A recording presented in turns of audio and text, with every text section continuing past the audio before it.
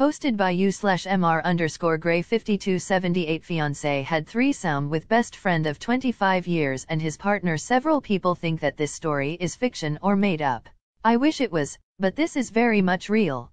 My emotional breakdown, therapy and removal of everyone in my life is very real to me. Hi everyone, I have been reading your messages since D-Day and I saw a few people say that like me they lurked for some time but felt that it was important to share their experiences for their own sanity and to hopefully help others as well, so here I am.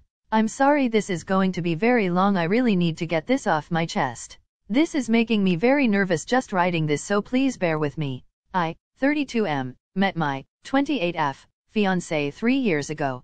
At the time I had just gotten out of a full-blown narcissistic relationship. I didn't even know what a narcissist was before then. Most of you know the horrific nature of that relationship, so I won't go into detail, but I will say that I lost my home, my dog, was left in debt, extremely traumatized and had a complete breakdown. There is also 10 pages of a police report for good measure. I wound up living in a shed on my best friend's property while I tried to get my life back together. I mention this because I want to explain how this situation came about. I spent 6 months alone working on myself after that experience and felt finally okay to get back on the dating scene. I kept remembering the meme on Facebook that said you meet the best person after the worst, so I was hopeful. I met my fiancé on Tinder. I know, not a good idea, and we seemed to hit it off quite well. I told her what I was going through and she said she was previously engaged but called it off due to it not working out and some trauma herself. Went on a few dates and ended up sleeping together. She was living with a friend at the time who got very cold toward me, and red flag number 1 popped up that they were actually sleeping together and he had gotten jealous that she no longer would put out and wouldn't let me in the house. I also was quite anxious for my first time dating and completely ignored the fact that this girl was going on multiple dates and essentially using guys for validation and free meals. Big red flag, I know, but because of my previous experience I really was just grateful that someone even liked me. She had not been working for over a year due to some issues at her previous job and seemed to be stuck in her bed for days at a time and would only go out if it was with me and I suppose other men at the start. I told myself this girl is just as broken as I am, but I know how to fix this because gone through the work, so it's okay. She ended up moving into this tiny shed with me so we could actually be together only after 2 months. At first I was surprised, but I was also relieved that this girl wasn't just after money or status, and I felt she genuinely cared. Any girl who was willing to be in such uncomfortable living conditions just so we could be close was amazing to me at the time. When I was moving her things she barely lifted a finger. Her and her ex stood there discussing what to keep between them while myself and my best friend loaded everything. Her cat had also just given birth to kittens which she did not want to give away but said she'd look after them. Problems started almost immediately. When I went to work she would spend all day in the shed and not leave, wouldn't speak with my friend, his partner, or help around the house. When I get back the cat litter was never emptied, so the shed smelled horrible each day. Her reason was she was extremely anxious and depressed and just didn't have it in her to motivate. There were small bursts of improvement followed by the same pattern. I continually told her the best thing she can do is to get out and just go for a walk and talk to herself. This was not in a city but a town of 1,000, so lots of space to vent, relax and focus on self-healing and growth, but she never did. Fast forward another 6 months and I had found us a house to live near the beach. I had regained my self-worth and was doing better at work. The same patterns continued. She would not clean, or cook, or pick up after the cats. I talked at length to her about this and was always very patient and understanding, but said we need to meet each other in the middle here and work as a team to help rebuild our lives. This worked on occasion and I would come home and the house had been cleaned, which was nice. I'll add that during this time she provided no financial support and I needed to pay for everything, including her smokes, food, cat food, etc., along with my own as well as rent, power, etc. I had talked to her multiple times about getting even a basic job like McDonald's or a service station just to get herself back out there and to help me out, but she said she hated those jobs and wouldn't do it.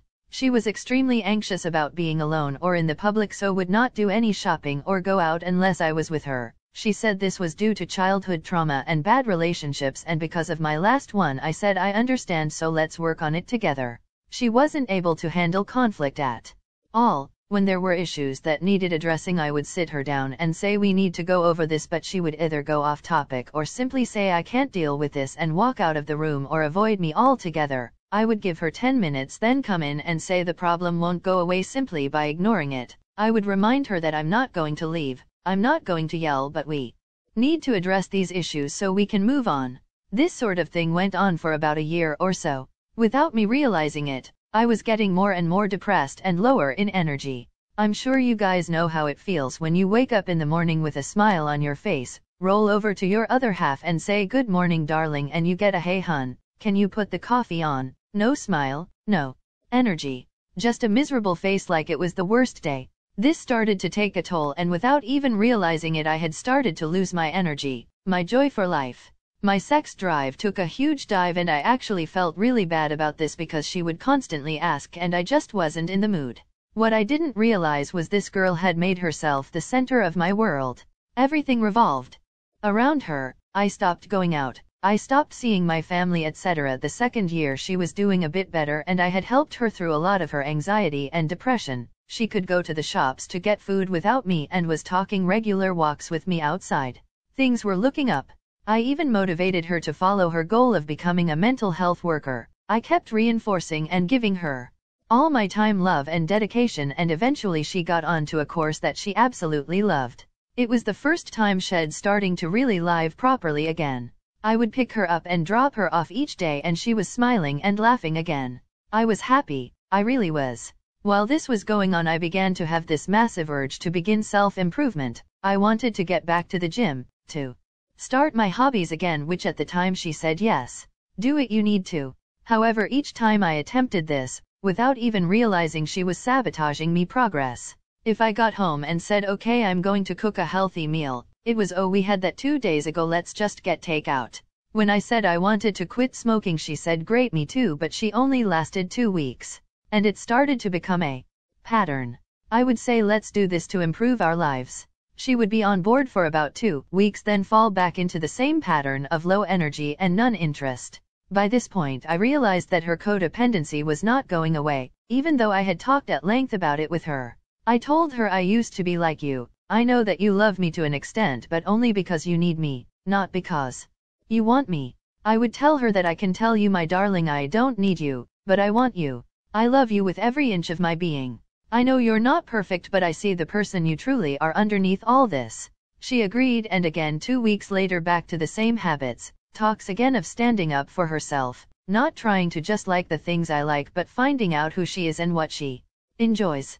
I made a decision at the end of the year that I was now enabling her, and in turn I was not honoring myself, because after all the talks and all the conversations, patience, and understanding, she was still making me put her first beyond anything else. I took her for a walk one day and said, I'm going to move into my brother's house and you are going to get a flat on your own.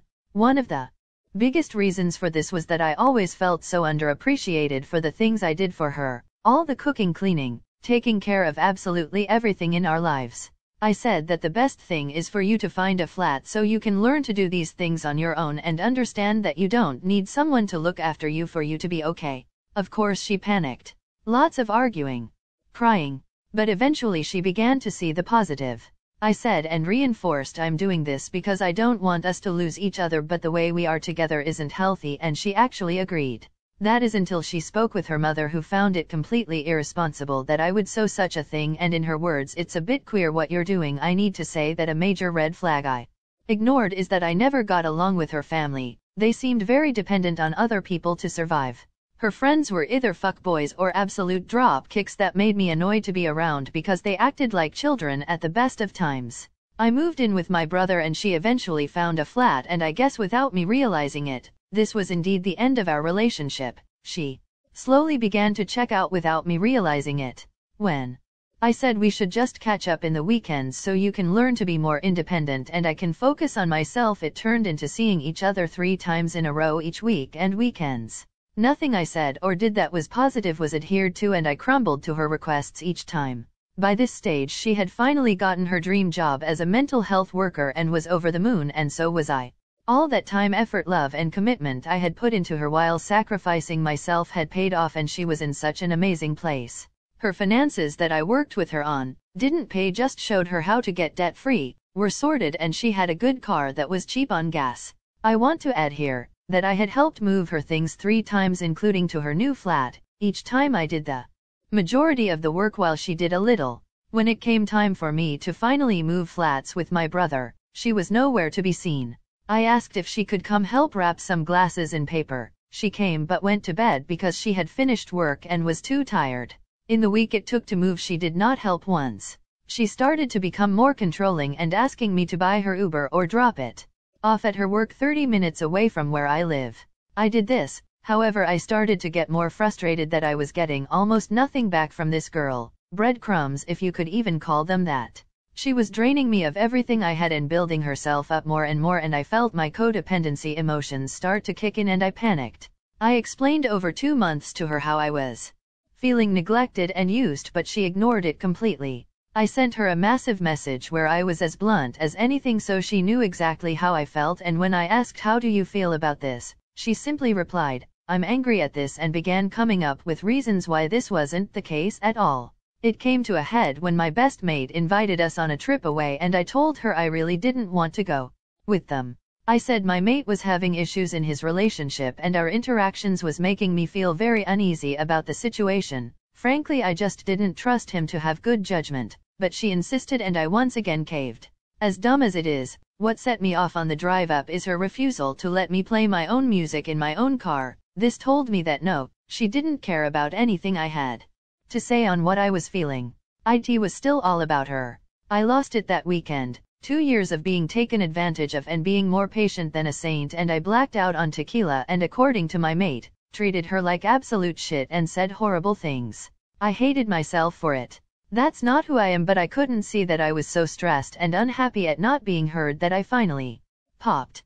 She came over to my flat one day and said, I'm really upset at the things you said to me, so I'm going to go to your best mate's house and you can't come. I said that's not okay. She said it's not to see him but his partner. We get along really well now. They used to hate each other. She said I need a girls' night and just have some fun. I told her this made me really nervous, as when I was younger, 2 of my close friends had a threesome with my then girlfriend and lied about it for months. I told her this and she said, "4 told you over and over, I'm not like your other girlfriends, you can trust me, hun." I called my mate and he said, "Don't worry, I'm not drinking, it'll just be those 2. So the day comes and she goes off, messages me throughout the night and says, "I love you so much, my darling. I can't wait to spend the rest of my life with you." She said this while she was cheating on me. The next day I knew something was off. She came over to mine and I had already started drinking from pure panic. I called my mate and he said, "Don't worry bro, I kept my pants on this time." I texted him again later and said, "Are you sure nothing happened, man?" He said, "I promise man, nothing at all happened, it's all good." I asked her and got a stern 4 told you time and time again, I'm not your other girlfriends, you need to trust me. The only reason I found out was my best mate's partner's guilt kicked in and she spilled the beans. That text, I'm starting to cry just thinking about it. That text broke me in ways I didn't know was possible. 4 been friends with that guy since I was 5 years old. His partner since I was 13 years old. I won't go into the emotions because we have all felt it, but the level of betrayal and disrespect, man. It kills every part of you that was good inside. When I called my mate I said why, all I got was, "I don't know man, sorry," that was it. Neither of them gave 2 shits. They were more upset at each other and couldn't care less. They just fucked over their oldest friend. And I wish that was the end, but it isn't. I took her back, sad face. I believed all the words she said of sorry and mistakes and I love you and we'll fix this. Even though she just proved she could lie through her teeth and be completely fine about it. I don't want to go over what happened, but she had us each get promise rings made so it would prove her loyalty to me and that she never wanted anyone else. I caught her 4 weeks later cheating on me again with either one of her old fuckboys or someone she met on Tinder. When I confronted her she said, "He's just a friend." I asked, "Did you tell him you had a boyfriend?" and she said yes. So I started typing on her phone and she panicked and said, "Give it back." I said, "What are you doing?" Tears in my eyes, and she said, "We're done, I'm done." When I asked her why she said this, "It was easier to break up with you than to tell him 3 years, all that effort, money, love, time, all the drama, all the work, and it was easier to end the relationship than to tell a fuckboy she had a partner." From what for heard, she went on a fuck spree, having threesomes and doing random guys within days, and got into another relationship after about 6 weeks, only because her new guy turned her down, otherwise it would have been within days. Now for the top comments. Tursor 78 comments: you have some serious mental health problems if this is your life. Everyone in your life sucks. They all have serious issues with respectable boundaries and appropriateness. How are you not more pissed at your so-called friend? Because I get the anger at her, but it's been a shit show since the beginning. You have no good examples of what a healthy and appropriate relationship looks like in your life, so it's just one shit show after another. You need some serious change in your life.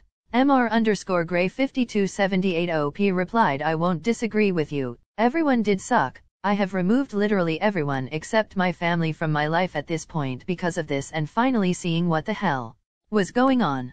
I want to add that the narcissistic relationship I was in before this utterly destroyed me. I wasn't fully healed when I thought I was. I am more furious at him than I am with her. I didn't mention the fallout, but I lost it at him. Called him, messaged him and said what I needed to say, and then removed him, his partner and anyone associations from my life. Yes, it has been a complete shit show for the last few years. I has gotten worse and worse, but this was too much and it finally snapped me out of it. Long journey of healing to go, but I'm starting.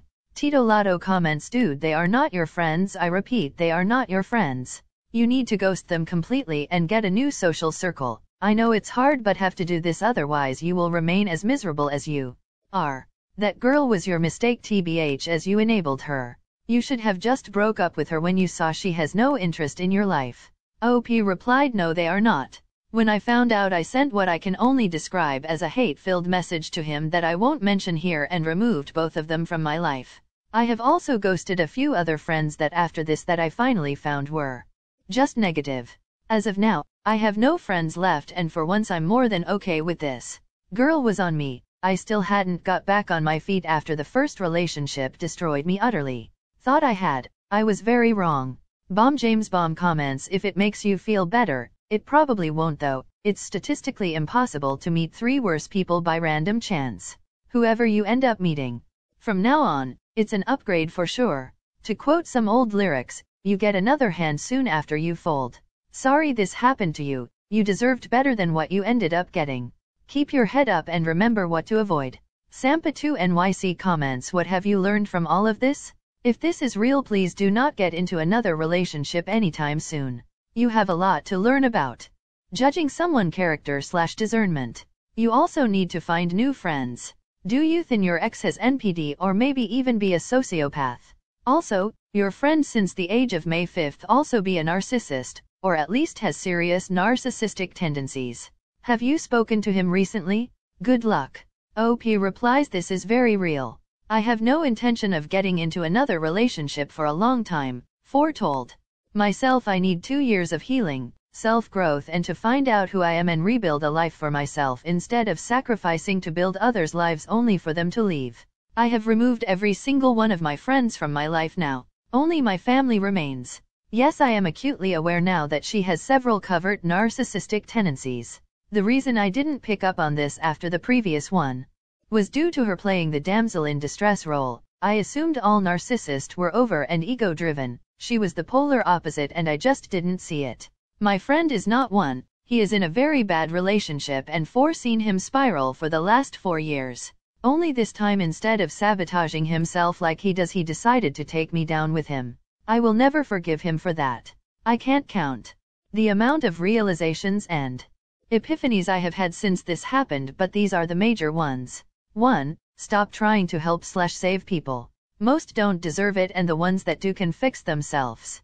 2. I'm worthy. I'm worthy of love, respect, and kindness. I am not what these people said I was.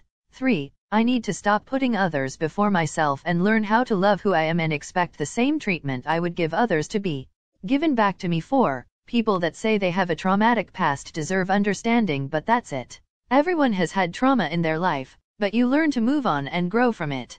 Not use it as a weapon or excuse to be a horrible human being to others. 5. I need to pull myself out of the shit, as my mom would say. I have been around destructive people my whole life. I need to understand there is a healthy way of living out there with genuine people who are kind and caring. I need to elevate myself up to their level because that's where I'll find them, not in the dirt. Thank you. That's all for today. Thanks for watching. If you enjoyed this video, please leave a like and also subscribe for more videos like this. Hit the notification bell.